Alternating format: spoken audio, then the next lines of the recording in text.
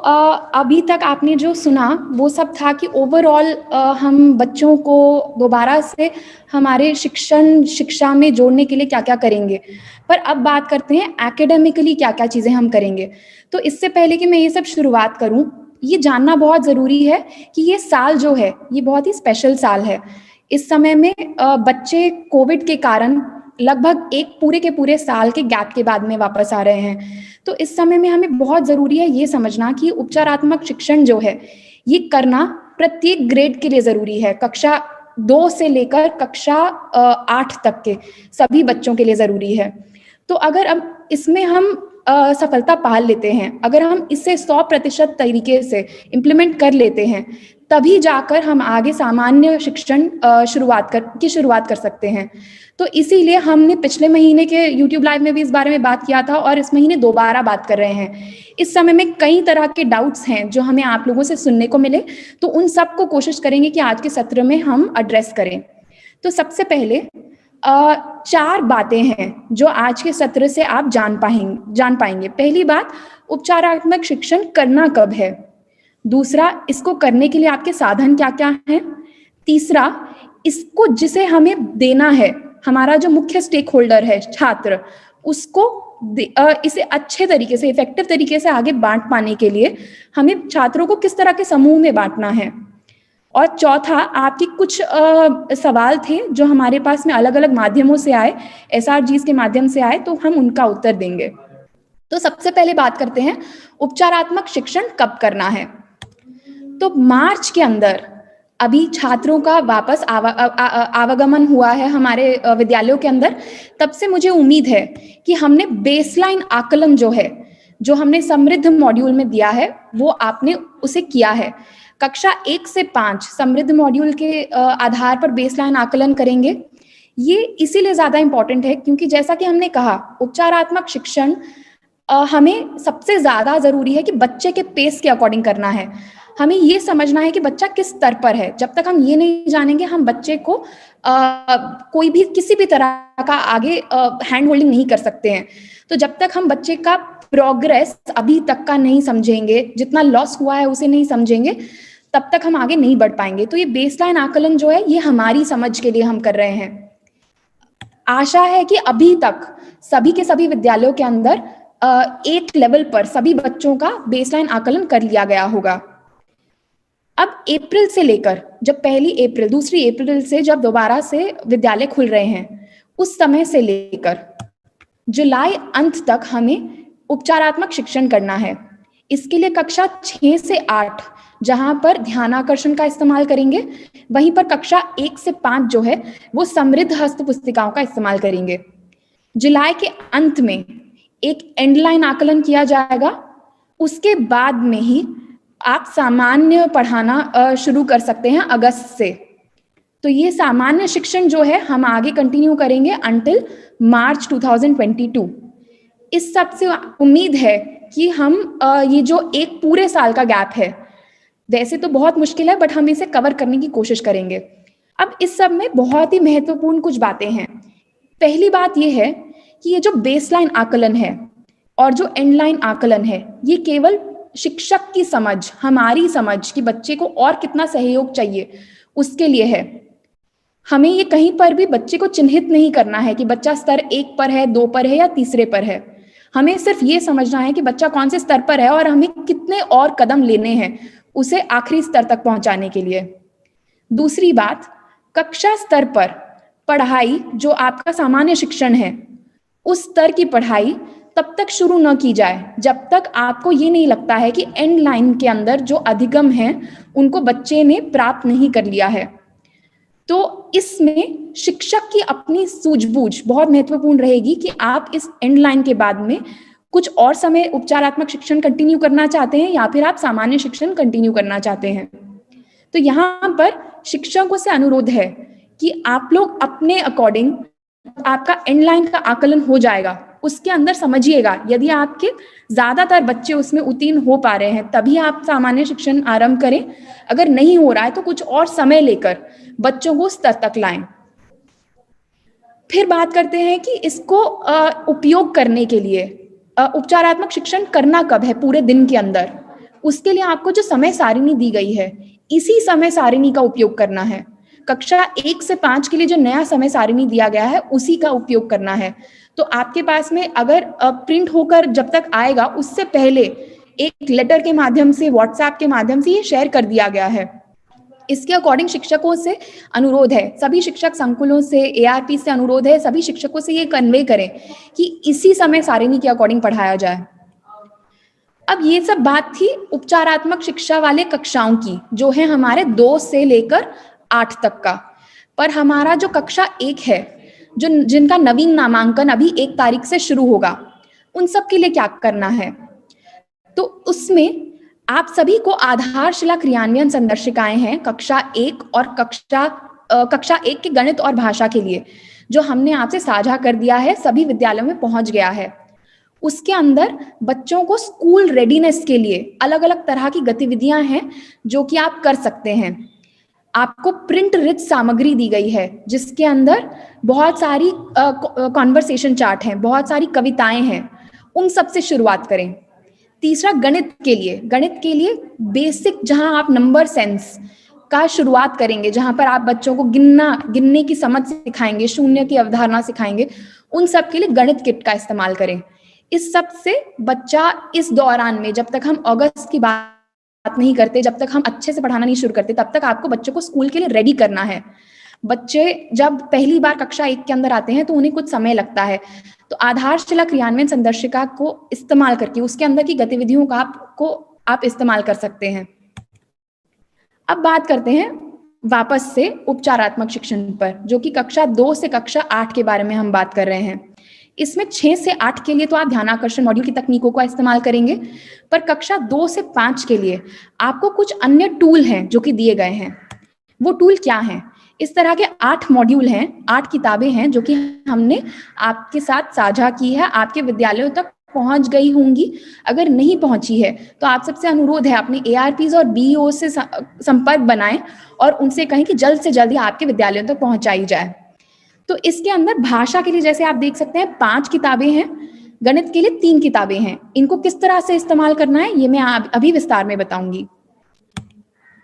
साथ ही साथ में यदि आपके पास में अभी तक आपको ये मॉड्यूल नहीं मिले हैं, अगर आपके विद्यालय में पहुंच गए हैं, तो कृपया अभी आने वाले सेशन के लिए उन्हें अपने हाथ में रखें। इस सेशन को सुनने के पहले इसे पॉज करें, अभी पहले किताबों को उठाएं और हाथ में रखकर बैठें, तभी आपको इस प्रशिक्षण का फायदा मिलेगा। और अगर आपके पास में अभी तक ये विद्यालय में नहीं पहुंची है, तो ये एक लिंक है जिसको आप अगर अपने व्हाट्सएप पर टाइप करेंगे या अपने ब्राउजर में टाइप करेंगे, तो इसके अंदर आपको पीडीएफ मिल जाएगा, साथ ही साथ में गाइडलाइन भी मिल जाएगी, जो कि हमने यहाँ एसपीओ से आप तक भेजी है कि इनका इस्तेमाल कैसे करना है।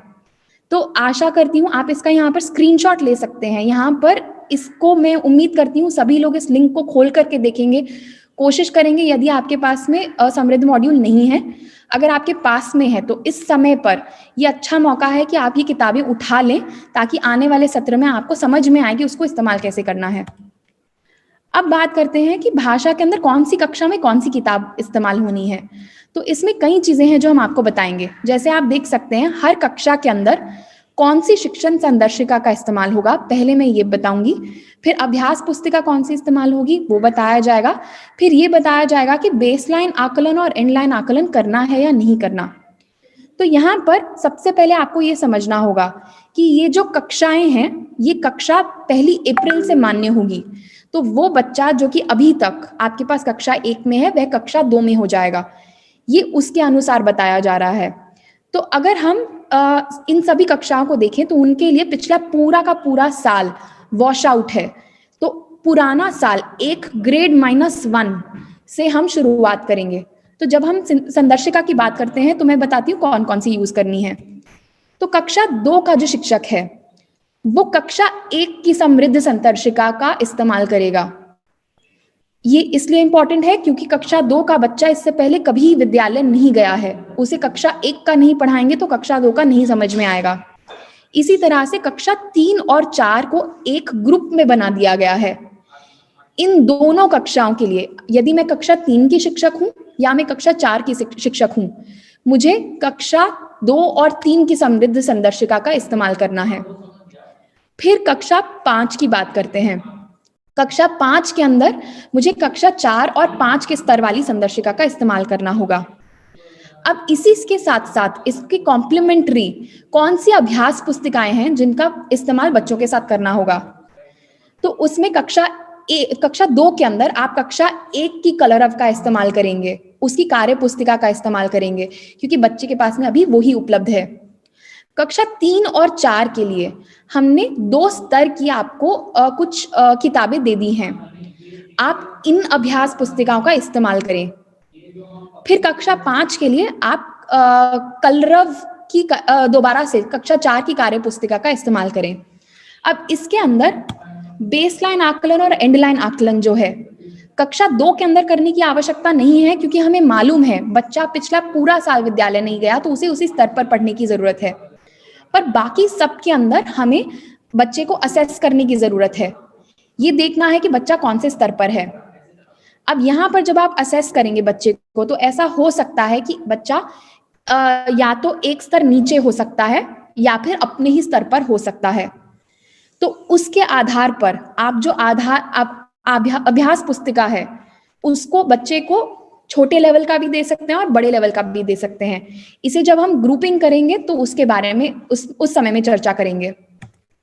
अब बात करते हैं गणित की। गणित के अंदर कौन सी संदर्शिका का इस्तेमाल करना है, यहां पर भी सेम बात है। कक्षा जिस स्तर पर हैं आप उससे एक माइनस के स्तर पर आप पढ़ाएंगे। तो कक्षा 2 के अंदर आप स्तर 1 की संदर्शिका का यूज करेंगे। कक्षा 3 के अंदर भी आप 1 की संदर्शिका का इस्तेमाल करेंगे, क्योंकि इन दोनों को एक ग्रुप माना गया है। कक्षा 4 के अंदर और कक्षा 5 के अंदर भी एक ग्रुप माना गया और इसके अंदर स्तर 2 की संदर्शिका का इस्तेमाल होगा। साथ ही में इसके अंदर अभ्यास पुस्तिकाएं जो हैं कोई नई नहीं दी गई हैं, इसीलिए गिन तारा की अभ्यास पुस्तिका का इस्तेमाल किया जाएगा। इसी तरह से बेसलाइन और एंडलाइन आकलन जो है वो दिया गया है। कक्षा 2 के अंदर करने की आवश्यकता नहीं है, क्योंकि हमें मालूम है कि बच्चा पहले कभी विद्यालय नहीं आया है। अब बात करते हैं कि इन सब बच्चों को अगर मैं कौन सी शिक्षक हूं और कौन सी किताब यूज करूंगी ये तो पता चल गया, पर मेरे पास में कौन से स्तर के बच्चे बैठेंगे ये समझना है। तो इसके अंदर भाषा और गणित के अंदर हर कक्षा के अनुरूप मैं बताऊंगी। तो पहला है कक्षा 2। कक्षा 2 के अंदर क्योंकि हमें मालूम है कि बच्चे का स्तर, सभी बच्चों का स्तर लगभग एक बराबर रहेगा, इसीलिए कोई ग्रुपिंग नहीं की जाएगी। कक्षा 3 के अंदर बेसलाइन क्योंकि आपने किया है उसके आधार पर स्तर 1 या स्तर 2 मिलेगा। स्तर अगर 1 है तो उसे स्तर 1 की कार्य पुस्तिका दी जाएगी, स्तर 2 है तो उसे स्तर 2 की कार्य पुस्तिका दी जाएगी। इसी तरह से कक्षा 4 के अंदर भी होगा। अगर बच्चा स्तर 1 पर है बेसलाइन के आधार पर तो उसे 1 की कार्य पुस्तिका दे, अगर 2 पर है तो 2 की। साथ ही में कक्षा 5 के अंदर भी इसी तरह से पढ़ाया जाना है। यदि आप संदर्शिका को पढ़ेंगे तो वो बताता है कि आपको 2 स्तरों में अगर अपनी कक्षा को बांटना है तो किस तरह से पढ़ाना है। अब इसके अंदर आप शिक्षक के ऊपर है। यदि आपका विद्यालय जो है वो कम शिक्षकों का विद्यालय है, 5 से कम शिक्षक हैं, तो उसमें आप बच्चों को आगे पीछे एक दूसरे के कक्षा में भी कुछ समय के लिए बिठा सकते हैं। जैसे ही उसका वो स्तर कंप्लीट हो जाए उसे अपने लेवल पर लेकर आना है। बच्चे को अपने स्तर तक पहुंचाना बहुत आवश्यक है। सिमिलर तरीके से गणित के अंदर अगर बात करें तो कक्षा 2 के अंदर कोई ग्रुप नहीं बनेगा, कक्षा 3 के अंदर भी कोई ग्रुप नहीं बनेगा, क्योंकि हम कक्षा 2 और 3 को एक ही ग्रुप की तरह मान रहे हैं। कक्षा 4 के अंदर बेसलाइन के आधार पर आप स्तर 1 या 2 डिफाइन करेंगे। कक्षा 5 के अंदर भी सेम तरीके से होगा। अब इस सब के अंदर कई तरह की बातें आती हैं जो आपकी तरफ से प्रश्न आते हैं। तो उसके अंदर सबसे पहला प्रश्न हमारे पास में कई बार आया है कि ये जो समृद्ध मॉड्यूल है इसको यदि हमें 100 दिन के कैंपेन में पूरा करना है तो इसके अंदर केवल 8 या 10 हफ्ते की शिक्षण योजना क्यों दी गई है। इसका मायना ये है कि आपके पास में पूरे 100 दिन भी नहीं, आप ये मानकर चलें कि आपके पास में जुलाई तक का समय, और जुलाई भी अगर कम पड़ता है तो उसके बाद का भी समय है जिसके अंदर आपको बच्चों को कम से कम इन शिक्षण योजनाओं का कार्य पूरा कराना है। इसके अंदर गति जो है वो हमारे अनुसार नहीं, बच्चे के अनुसार चलेगी। यदि आपकी कक्षा का स्तर बढ़ता चला जा रहा है तो आप जल्दी-जल्दी भी बढ़ सकते हैं। यदि बच्चों का स्तर नहीं बढ़ रहा है तो आप और समय ले सकते हैं। दूसरा चीज़, ये फैसला कि आप ज़्यादा समय लेंगे या कम समय लेंगे, ये आपके द्वारा किया जाना है, ये शिक्षक का फैसला रहेगा, क्योंकि अपनी कक्षा को केवल आप जानते हैं। फिर 5 या 5 से कम वाले शिक्षकों के संख्या वाले विद्यालयों के अंदर हमने जो ग्रुपिंग दिया है वो सांकेतिक है।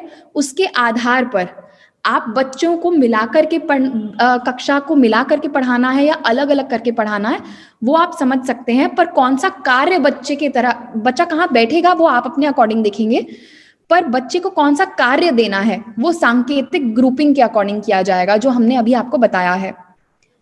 फिर क्योंकि अभी 50% उपस्थिति है बच्चों की, इस कारण में आवश्यक रहेगा कि आप बच्चों को गृह कार्य और ई-पाठशाला के लिए भी जो हमने कार्य दिए हैं, उसके माध्यम से आप लगातार बच्चे को जोड़े रखेंगे ताकि वो बच्चा भूले नहीं। जितना भी प्रयास हम कर सकते हैं, जितना भी जल्दी हम करेंगे, उतना जल्दी हमें उपचारात्मक शिक्षण पूर्ण करना है ताकि हम सामान्य पढ़ाई जल्द से जल्द शुरू कर सकें।